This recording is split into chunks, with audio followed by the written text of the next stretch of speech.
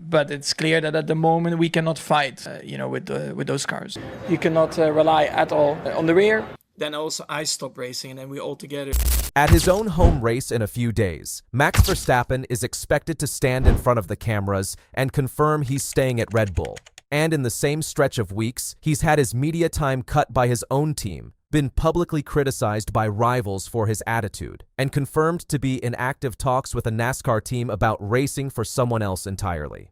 On paper, none of those three things should be happening at the same time. A driver preparing to publicly recommit to his team usually isn't also getting his own media access restricted by that same team, and usually isn't fielding questions about a completely different racing series in the same news cycle. So here's the actual question this video is built around. Is that loyalty, or is it something else? Let's break it down. But before, if you want more updates and news on Max, then hit that like button and subscribe for more breakdowns. According to former F1 driver Robert Dornbos, Verstappen is set to confirm at Zandvoort that he's remaining with Red Bull through 2028, the contract he's already signed. But listen to how Dornbos frames the reasoning, because it matters. He doesn't describe this as Verstappen choosing Red Bull. He describes it as Verstappen running out of anywhere else to go. McLaren has said its lineup is settled. Mercedes, in Dornbos's words, already has the next superstar in their own team. Even Red Bull's most realistic alternative destinations, according to Dornbos, have effectively closed themselves off over the course of this season. Not because Verstappen lost his appeal, but because the timing simply never lined up for anyone else to make a serious move. His exact phrase for Verstappen's situation, he's missed the boat. That's not the language of a driver excited to recommit. That's the language of a driver whose options quietly closed while everyone was distracted by the speculation. Here's where the tension actually shows up in public. After Hungarian qualifying, Verstappen tore into his own car on live radio, calling it completely broken and a joke, before spinning out in Q3.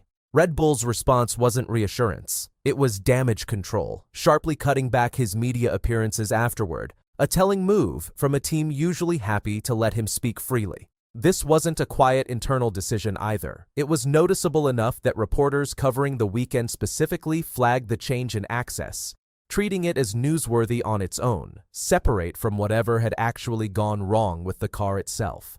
Sky commentator David Croft went further, floating the idea that Verstappen might be trying to engineer a way out of Red Bull through the sheer volume of his public criticism. Whether or not that's literally his intention, the fact that a mainstream broadcaster said it on air tells you how the pattern is actually being read from the outside. Okay, before we go any further, make sure you're smashing that hype button, because this is where it stops being about one bad weekend. It's not just broadcasters saying it.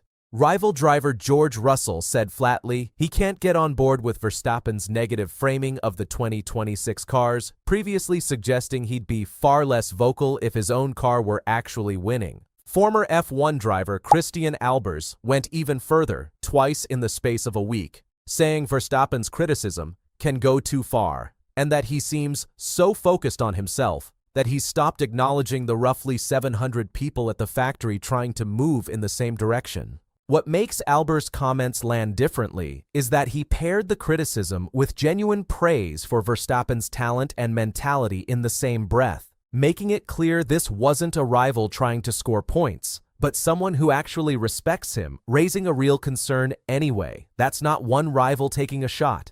That's a pattern of people inside the sport, independently, reaching the same conclusion, that his honesty has a real cost attached to it. My honest take, criticism from a rival driver is easy to write off as competitive noise. Criticism from a retired driver with no stake in the rivalry is much harder to dismiss that way. And when two completely separate voices, one active, one retired, land on the exact same complaint within days of each other, that stops looking like coincidence and starts looking like something the whole paddock has quietly already noticed. And while all of that was unfolding, a completely different story was developing in the background. NASCAR team owner Justin Marks confirmed directly and on record that talks with Verstappen have genuinely taken place. His exact words, "It's definitely on his radar," conversations have gone through the Red Bull ecosystem itself, and while a Chevrolet versus Ford brand conflict makes it difficult right now, he certainly wouldn't count it out for the future. Marx wasn't vague about where this idea actually came from either. He specifically described it as growing out of real conversations already happening inside Red Bull's own structure, not something dreamed up externally by NASCAR trying to poach a big name for headlines. There's an even more telling detail buried in the reporting. Ford, Red Bull's own engine partner, reportedly wants Verstappen to stick around in some capacity even if he eventually leaves Formula One altogether, potentially in a Ford-backed GT3 program instead. Read that combination back. While Verstappen is expected to publicly recommit to Red Bull, both a rival racing series and his own engine manufacturer are already quietly discussing what happens if he doesn't.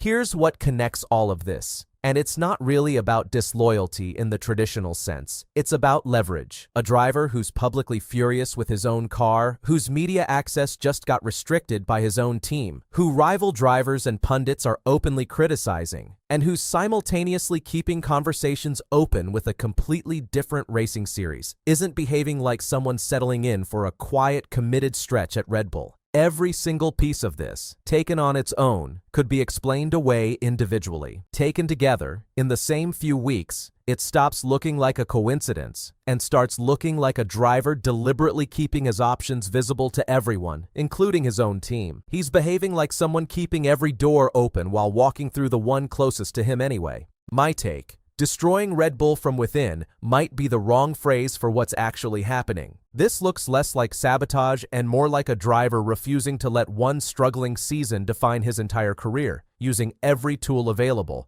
public criticism included, to make sure Red Bull knows exactly how thin the ice is. If anything, that's a more uncomfortable read for Red Bull than outright sabotage would be, because it means every public complaint is calculated, not emotional, and calculated pressure is much harder for a team to simply wait out. So, is he destroying Red Bull from within? Not deliberately, and probably not even consciously, but the effects are real either way. A team now managing its own champion's media appearances, rival drivers and pundits openly questioning his mindset, and a genuine alternative quietly sitting in the background if this season doesn't turn around. None of that disappears the moment he says the word "staying" at Zandvoort. If anything, saying it publicly just raises the stakes on every future complaint, since he'll no longer have the excuse of being undecided to fall back on. Verstappen is very likely about to stand at Zandvoort and say he's staying. Whether that actually settles anything, given everything happening around that announcement, is a completely different question. We'll be there for it either way. Smash that hype button, subscribe, and we'll see you at the next one.